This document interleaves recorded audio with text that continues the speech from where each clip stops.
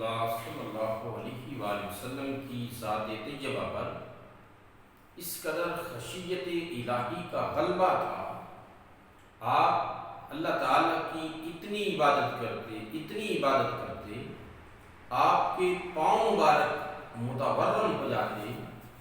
سید عائشہ الصدیقہ رضی اللہ تعالیٰ عنہا عرض کرتی، آقا آپ اللہ کے حبیب نہیں، آپ اللہ کے رسول نہیں، آپ اتنی عبادت کرتے ہیں؟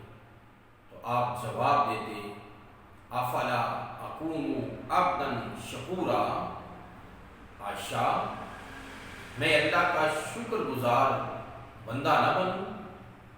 ناظرین کرام، سیدنا ابوبکر صدیق رضی اللہ تعالی عنہ آپ کو دیکھتے ہیں تو سوال بھی کرتے ہیں، یا رسول اللہ علیہ وسلم ہم دیکھتے ہیں آپ پر بڑھاپا طاری ہے۔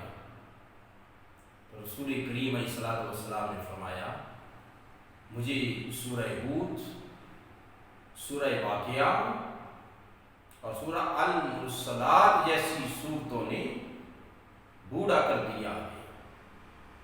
ناظرین، اس میں قیامت کا ذکر تھا،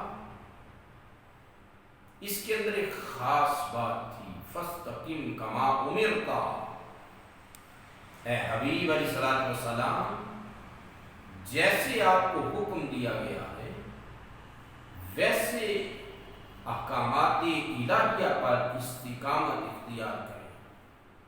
اسی لیے قرآن کہتا ہے، وَلِمَنْ خَافَ مَقَامَ رَبِّهِ جَنَّتَانِ، اے انسان جو بھی اللہ کی بارگاہ میں کھڑا ہونے سے ڈر گیا، اللہ نے فرمایا اس کے لیے 2 جنتیں ہیں۔